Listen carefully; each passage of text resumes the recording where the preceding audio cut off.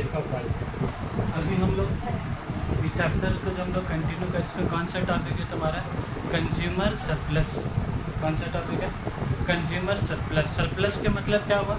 Surplus के मतलब हुआ हम गए कुछ सामान खरीदने के लिए और तुम उस सामान परचेज किए, तुमको उसका नाम देने हुआ तुमको मान लो 20 रुपया, और जब तुम उस सामान को खरीदे 20 रुपये में, लेकिन तुमको उसको यूज़ करके जो तुमको सेटिस्फैक्शन मिला 24 रुपये का, तुम उस सामान को यूज़ कर कितना सेटिस्फैक्शन मिला? 24 का। और तुम पैसे कितने दिए? 20 रुपये। तो 4 रुपये का सेटिस्फैक्शन तुमको क्या मिला? ज़्यादा मिला।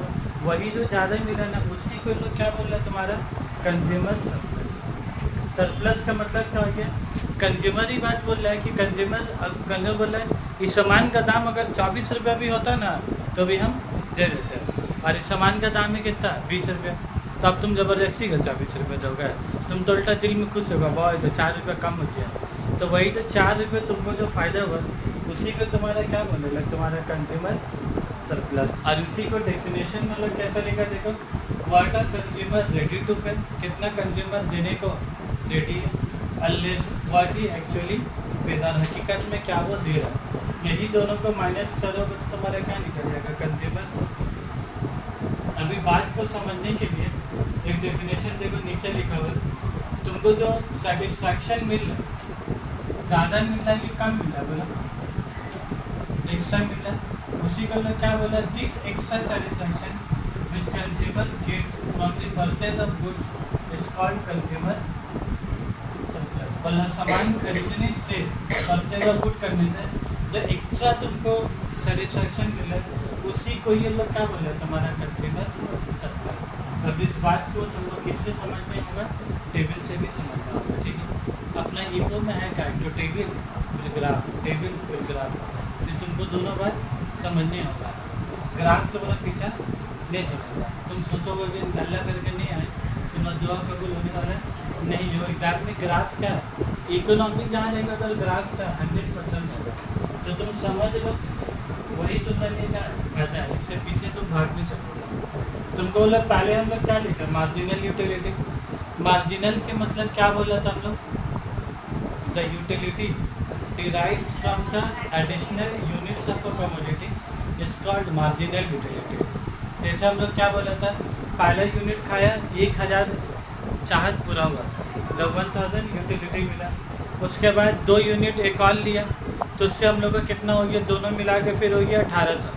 तो पहला यूनिट से 1000 और दोनों मिला के कितना हो गया? 1800। तो एक्स्ट्रा यूटिलिटी कितना मिला? 800। वही एक्स्ट्रा, वही एडिशनल यूटिलिटी को क्या बोलते हैं तुम्हारा? Marginal utility. तो आज ये वाला क्वेश्चन में टोटल यूटिलिटी गैप में पिक्चर में नहीं है। लास्ट वाला में देखोगे तो क्या है? टोटल यूटिलिटी भी था, लेकिन आज नहीं है। आज हम लोग का काम किससे है? मार्जिनल यूटिलिटी को किससे कंपेयर करना है तुमको? Price of the commodity. Marginal utility को किससे कंपेयर करना है तुमको? प्राइस से। तो अब तुम लोग यहाँ लिख रहे हैं मार्जिनल यूटिलिटी पहले कितना है? 30, फिर कितना हो गया? 28, फिर कितना हो गया? 26, फिर कितना हो गया? 24, फिर कितना हो गया तुम्हारा? 22 हो गया। तुमको तो पूछा तो इधर देखो यूटिलिटी तुम्हारा क्या हुआ? मार्जिनल यूटिलिटी मतलब पहले क्या बोला था? As we consume more and more units of a commodity the utility derived from the additional utility goes on decreasing. जैसे जैसे हम लोग एडिशनल यूनिट और कंज्यूम करते रहेंगे उससे यूटिलिटी बढ़ता है, उससे यूटिलिटी घटता है। कल ही बोला था आज भूख लगा, एक डब्बा कुछ बहुत प्यासा है, एक को कोल्ड ड्रिंक्स पिला दे तो ज़्यादा यूटिलिटी होगा, थोड़ा देर बाद फिर को ठंडे पिला दे, फिर पिला दे, तो उससे यूटिलिटी बढ़ने का मतलब क्या होता है? यूटिलिटी घटते रहता है। हम इधर सुनो, तुम लोग दिमाग में ध्यान नहीं, फिर हम पूछेंगे ना कुछ सवाल तो फिर जवाब ही नहीं दे पाओगे और फिर ब्लैंक हो जाओगे। मतलब चले यहाँ पर मार्जिनल तुम्हारा देखो as we consume more units of a commodity, तो मार्जिनल यूटिलिटी 30 के बाद 32 हुआ कि 30 के बाद 28 हो गया? 30 के बाद 28, फिर एक और यूनिट का है तो उसका यूटिलिटी क्या हुआ? 28 के बाद और बढ़ गया क्या? और घट गया? और घट गया। और ये बात कौन बोलता है? ये जो घट रहा क्यों घट रहा? ये घटने का पीछे वजह क्या?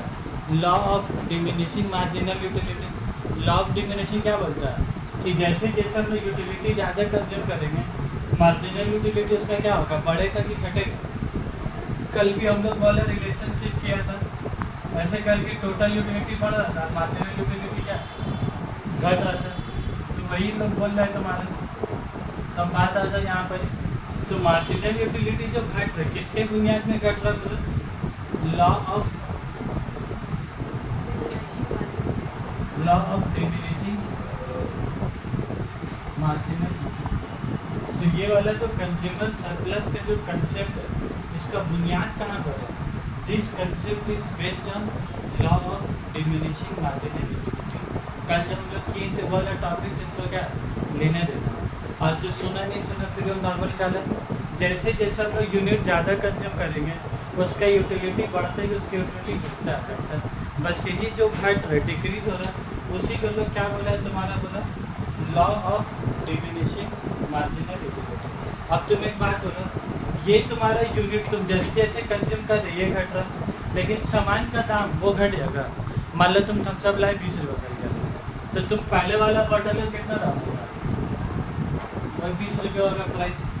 उसके बाद तुम एक और ठंडा पिए तो उसका प्राइस क्या दुकानदार घटा देगा, क्यों 20 रुपये लगेगा। मार्जिनल यूटिलिटी तुम्हारा घटेगा, लेकिन प्राइस ऑफ द कमोडिटी क्या रहेगा, सेम रहेगा।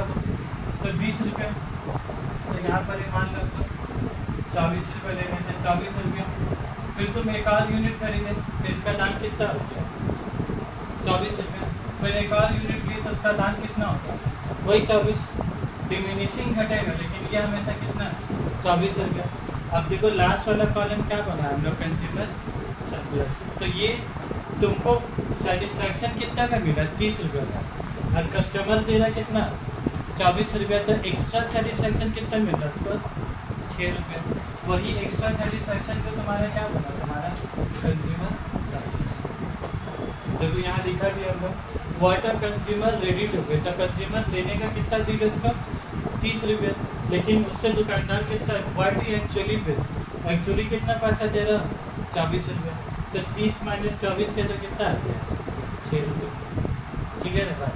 फिर तुम एक यूनिट और कोल्ड ड्रिंक्स खरीदे और पिए, तो उससे तुमको कितना का सेटिस्फैक्शन मिला 28 रुपये का, लेकिन तुम उसका दे रहे कितना पैसा 24 रुपये। तो तुमको एक्स्ट्रा सेटिस्फैक्शन कितना मिला 4। तो वही 4 तुम्हारा यहाँ पर क्या हो गया, कंज्यूमर सरप्लस हो गया। उसके बाद यहाँ कितना 26, फिर यहाँ कितना हो गया 24। तब तुम बोलो कंज्यूमर सरप्लस भी क्या होगा, बढ़ रहा कि घट रहा, कंज्यूमर सरप्लस घट रहा है। क्यों घट रहा, वजह बता पाओगे, क्या प्राइस घट रहा है कि मार्जिनल यूटिलिटी घट रहा है, मार्जिनल यूटिलिटी घट रहा है, प्राइस क्या है तुम्हारा सेम। तो इसीलिए as we consume more units of a commodity, फिर बोला ना, as we consume more units of a commodity the utility derived from the additional unit goes on decreasing and the price remains same, तो the consumer surplus will also क्या होगा, also decrease। तो बोलो एक वक्त ऐसा आया, पहले 6 एक साथ सेटिस्फैक्शन मिला, फिर 4 मिला, फिर 2 मिला, तुम और एक बॉटल खरीदा, कितना खरीदे तुम 4। तो 4 खरीदने से तुमको सेटिस्फैक्शन भी कितना मिला 24, और तुमको पैसे भी कितना देने वाला वही 24। तो बोलो 24 माइनस 24 कितना हो गया 0 हो गया। तो यहाँ पर ही कुछ कंज्यूमर सरप्लस है कि 0 हो गया, यहाँ पर ही कंज्यूमर सरप्लस 0 हो गया। अब इसके बाद तुम अगर एक और बॉटल खरीदते हो तो अब बोलो तुमको मार्जिनल यूटिलिटी कितना हो गया 20 का, और पैसा कितना देना होगा, तो वही 24। क्या दुकानदार कम पैसा ले लेगा, क्यों 24 लेगा। तो अब बोलो तुम्हारा कंज्यूमर सरप्लस 22 माइनस 24 कितना हो गया 22 माइनस 24 कितना हो गया -2 हो गया। तो यहाँ पर बोलो कंज्यूमर सरप्लस तुम्हारा क्या हो गया, नेगेटिव हो गया। अब तुमसे एग्जाम में क्वेश्चन पूछा जाता है कि जो कंज्यूमर है, कि तो कोई ना कोई आदमी होगा, कि तो कोई आदमी होगा कंज्यूमर होगा, तो सवाल का टाइम आए, ठीक है, जवाब सुनते रहो ना, जैसे जवाब दो, ठीक है। कंज्यूमर है, अब बोले एक यूनिट लिया, फिर एक यूनिट और लिया, फिर एक, ऐसा कर करके 5 यूनिट तक हो गया। लेकिन कंज्यूमर क्या ऐसी पगलागिरी करते रहेगा, एक कोल्ड ड्रिंक्स की, फिर 2, फिर 3, फिर 4, फिर ऐसी पगलागिरी करते रहे। कि कहीं ना कहीं वो अपने आप को स्टॉप करेगा, कहीं ना कहीं वो अपने आप को स्टॉप करेगा। तो ऐसा इसमें से कौन सा जगह जहाँ पर उसके बाद वो और परचेज नहीं करेगा? फोर्थ यूनिट क्या वो यहाँ तक देखो उसको कुछ ना कुछ सरप्लस हो रहा है, 6 सरप्लस हो रहा है, 4 हो रहा है, 2 हो रहा है, कुछ ना कुछ उसका फ़ायदा हो रहा है, लेकिन 4 के बाद उसका कुछ फ़ायदा हो रहा है कि नुकसान हो रहा है। तो कंज्यूमर ही जो पगलागिरी करेगा, 1 कोल्ड ड्रिंक के बाद 2, 2 के बाद 3 के बाद 4 के बाद वो और पगलागिरी करेगा।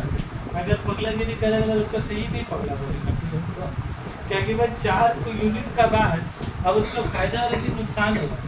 गरीब पैसा दे रहा है 24 रुपये कोल्ड ड्रिंक से, और उससे उसका यूटिलिटी कितना मिल रहा है 22 रुपये का, तो तुमको 8 रुपये खर्चा करके फायदा है कि तुम अपना आप को यहीं पर ही आगे क्या करोगे?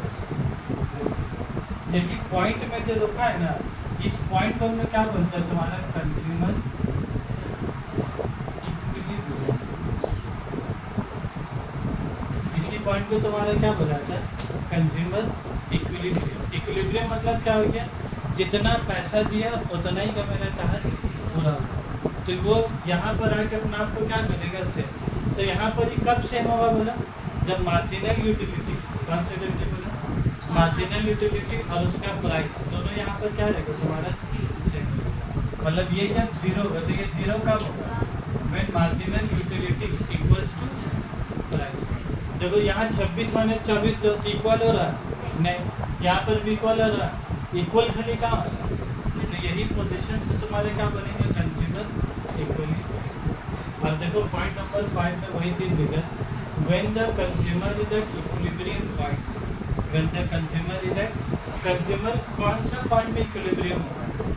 4th यूनिट में जाके इक्विलिब्रियम होगा, और उसको हम लोग रिलेशन में क्या लगती है? M E equal to marginal utility is equal to और इसका at that point consumer surplus क्या होगा? जीरो। उस पॉइंट में कंज्यूमर सरप्लस क्या होगा तुम्हारा? तुम लोग बार बार हम कल से बोल रहे हैं कि टेबिल नहीं है, ये सब तुमको समझ में आ गया। तो तुम लोग 2 नंबर 3 नंबर 4 नंबर 5 नंबर ये सब तुमको याद करने नहीं। और अगर तुम इसको नहीं समझोगे ना, फिर तुमको ये सब को क्या, फिर तुमको फिर ऐसे याद रखना है दिस एक्सर सेटिस्फैक्शन, दिस एक्सर बीच कंज्यूमर, ऐसा करके तुमको क्या है फिर याद करने वाले का ऑप्शन नहीं बचेगा जिंदगी। लेकिन ये टेबल समझ जाओगे तो ये लिखाया कैसे? कुछ तो लॉजिक से नहीं लिखाया, ऐसा तो नहीं कि आसमान चल के लिखाएंगे बोर्ड में सब, ये सब कुछ तो समझ के ना लिखा है। तो वैसे लिखना, पहले तुमको लिखना कंज्यूमर सरप्लस का मतलब what are consumer ready to pay less what is actually pays. कितना देने को रेडी है और हकीकत में कितना दे रहा है? 24 रुपये। वो रेडी कितना था देने के लिए? 30। तो 30 माइनस 24 6, तो तुम्हारा क्या हो गया? Consumer surplus. और यही कंज्यूमर सरप्लस मतलब क्या होता है? Extra satisfaction. फिर पॉइंट नंबर 4 में क्या लिखा है? ये जो कंसेप्ट है, ये कंसेप्ट किसके बुनियाद में? तुम्हारा law of diminishing marginal utility कल जो हम लोग किए थे उसकी बुनियाद में। और लॉ ऑफ डिमिनिशिंग क्या बोलता है?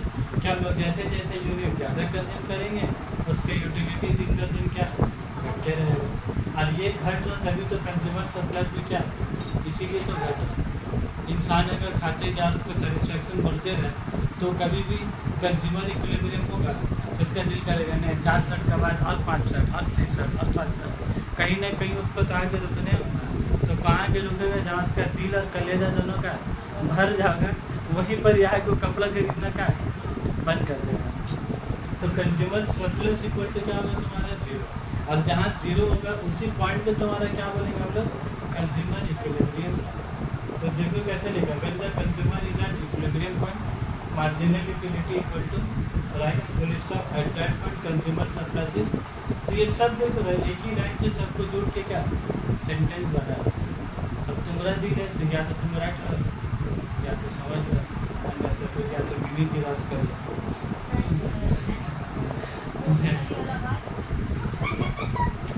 उसके बाद देखो लास्ट वाला एग्जाम क्वेश्चन।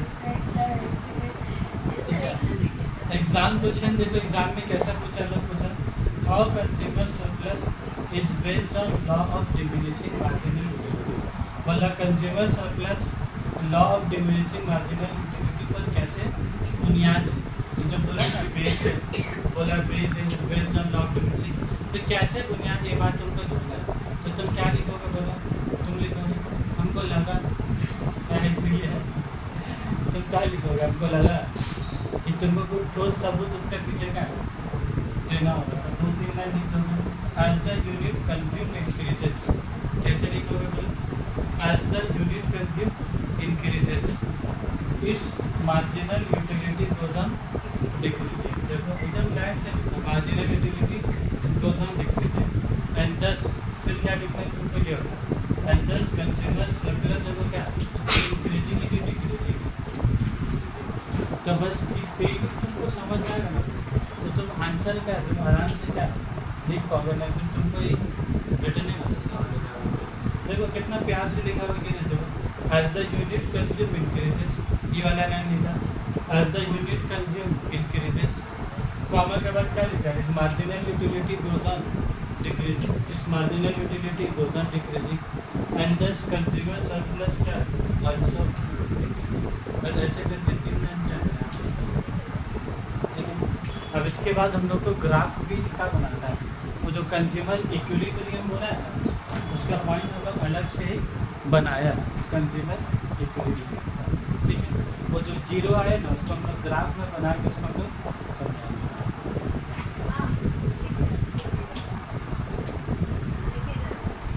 चलो अब हम लोग इसमें जो कंज्यूमर सरप्लस देखें, और साथ ही साथ क्या देखना है? कंज्यूमर इक्विलिब्रियम, ठीक है।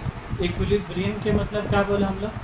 When the marginal utility is equal to the price is called consumer equilibrium and that when consumer surplus is equal to 0। बस यही बात जो पॉइंट नंबर 5 है ना, बस यही बात को थोड़ा अलग से फिर क्या लिखा, क्योंकि एग्जाम में अलग से पूछेगा लोग तुमको कि कैसे कंज्यूमर इक्विलिब्रियम पॉइंट तक पहुँचा। तो कैसे पहुँचा देख लो, ये ग्राफ के थ्रू से समझाना हो तुमको। जो बात अभी टेबल से समझाया ना, वही बात किससे समझाना तुमको? ग्राफ से। अब तुमको समझना है इधर एक क्या है प्राइस और एक क्या है तुम्हारा मार्जिनल यूटिलिटी। तो तुमको ये दो चीज़ को ना ग्राफ में क्या करना है, तुमको प्लॉट करना है बस। तो एक हो गया तुम्हारा एक्स एक्सिस और एक तुम्हारा क्या हो गया वाई एक्सिस। ये हो गया तुम्हारा प्राइस, ये तुम्हारा कौन सा लाइन लिया बोला था? प्राइस। प्राइस को स्ट्रेट लाइन क्यों खींचा बोलो? प्राइस बोलो जितना भी यूनिट्स खरीदे प्राइस सब जगह क्या है? सेम है। तो अगर हम लोग एक यूनिट का बोले, एक यूनिट का, 2 यूनिट का, 3 यूनिट का, 4 यूनिट का, सब टाइम में उसका प्राइस कितना है? 24 रुपये। ये तो लाइन अभी हम ऐसे अचानक से बना दिए, लेकिन ये बना कैसे? एक यूनिट का पहले पॉइंट क्या है? एक यूनिट का पॉइंट किधर प्लॉट हुआ होगा? 24 रुपये में। फिर 2 यूनिट का फिर पॉइंट किधर प्लॉट हुआ होगा? फिर 24 रुपये में। फिर 3 यूनिट का पॉइंट कहाँ प्लॉट हुआ होगा? फिर 24 रुपये में। फिर 4 यूनिट का पॉइंट किधर प्लॉट हुआ होगा? वही 24 रुपये में। और इस सारा पॉइंट कैसे जोड़ देती इसीलिए क्या होगा तुम्हारा वो स्ट्रेट लाइन। तो वो ऐसे अचानक से नहीं बना, ये एक एक तो पॉइंट प्लॉट करके सब कुछ जोड़ दिया, वही तुम्हारा क्या बन गया? Price line. तो ये तुम्हारा कौन सा लाइन है बोलो? तो ये प्राइस का लाइन है। ये कौन सा लाइन है तुम्हारा? प्राइस का। अब तुमको साथ ही साथ अब एक यूनिट का बोलो, एक यूनिट का प्राइस 24 तो आसान वाला था, पहले बना दिया था सीधा। अब तुमको बोलो एक यूनिट का मार्जिनल यूटिलिटी कितना है? 33। बोले एक यूनिट का 24 है तो मार्जिनल क्या होगा तुम्हारा? जाहिर से बात है ये इसके ऊपर ही होगा।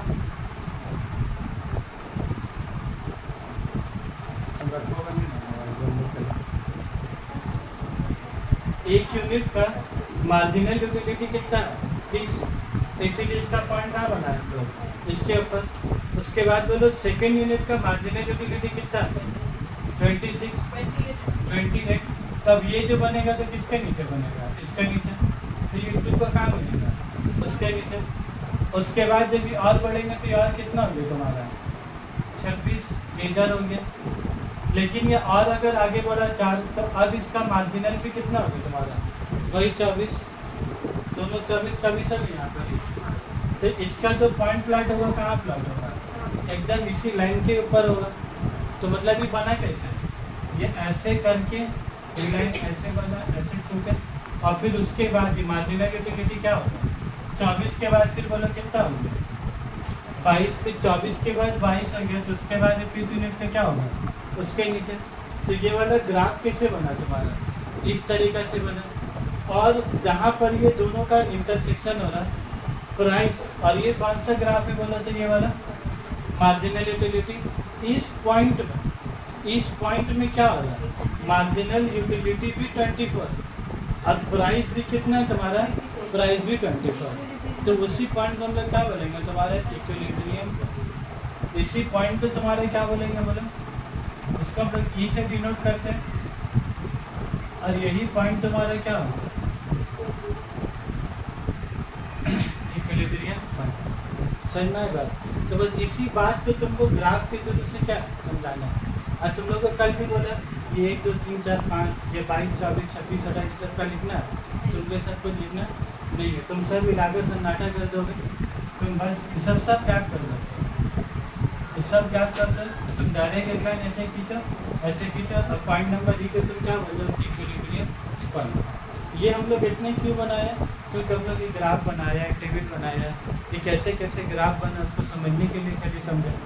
अदरवाइज नॉर्मली इंसान क्या लोग इसे याद कर लेंगे, ऐसे खींच देंगे एक ऐसे खींच देंगे, अब दोनों जला के मिला उस पर लेंगे इक्विलिब्रियम पॉइंट। लेकिन तुम अगर उसका ऐसे खींच देंगे ऐसे खींच देंगे करोगे ना, तुमको समझ में जो कुछ आया ना।